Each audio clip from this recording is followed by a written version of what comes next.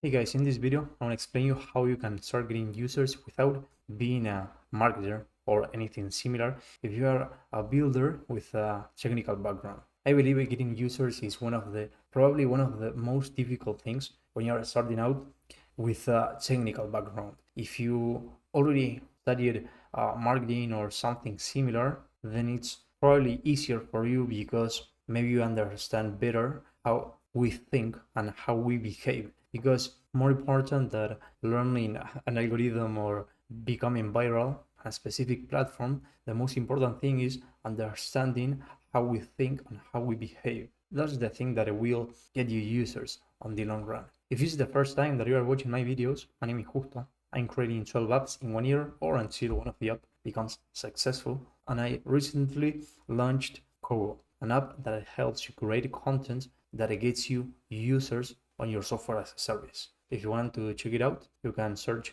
kobo/app.com and you will find it. And by the way, you would help me a lot if you subscribe to the channel and you hit the like button, because in that way we can keep reaching new people and it only takes 2 seconds. So why customer acquisition feels impossible for founders? First of all, because for most software as a service founders, the real battle isn't code, it's customer acquisition. As I was telling you, roughly 90% of software as a service product struggle to acquire customers consistently. Not because the product is bad, but because founders don't know how to attract and convert users in a sustainable way. They usually think that features equal users, but they have nothing to do in common. The most important thing when you are building a software as a service or you are building an app is, first of all, understanding the core problem, and then understanding if the solution that you're providing is really helping the users or not. So common patterns that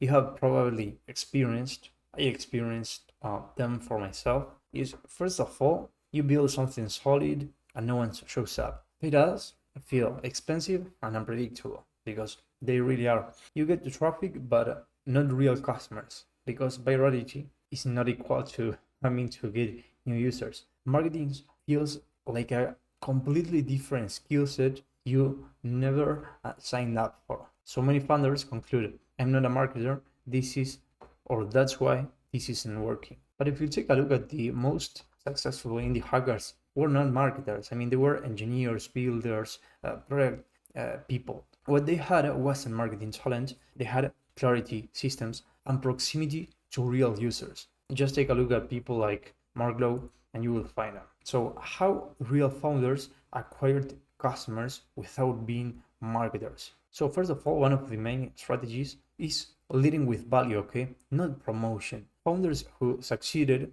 without marketing backgrounds almost never started by selling. They started by helping. And even though this is one of the most basic things in the world, this is also one of the best strategies to grow your software as a service. If you go to channels like Starter Story, you will find people creating YouTube channels, helping people or helping users and making $2 million in revenue. I'm not saying that it's something easy, but it is something possible. So what it looks like in practice: answering real questions in communities, sharing lessons learned while building, posting small useful insights instead of product links.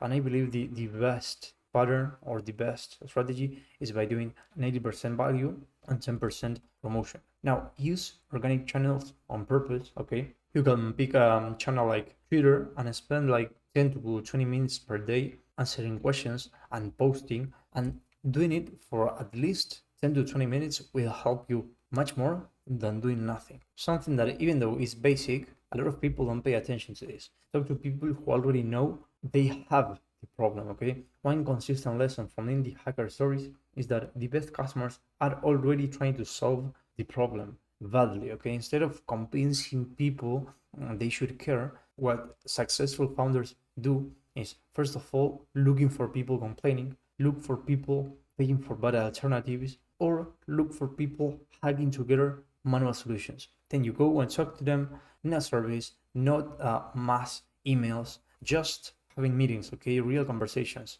I can assure you 100% that having real conversations can help you more than creating or trying to create a very big social media ads campaign without having experience. Now, the fourth strategy is building in public, one of the core ones. Okay, many founders grew their first users by documenting their journey. They do three things mainly: build trust before the product is finished, they attract people with the same problem, and they create inbound interest without selling. They get people asking for their solution before finishing the product. Another thing that you are probably not paying attention to and that can help you a lot, start with your existing network. Okay, a surprising number of indie hackers got their first customers from people they already knew, former co-workers, past clients, online peers, not because those people were the perfect ideal customer persona, okay, but because they created early momentum and feedback. You don't need a skill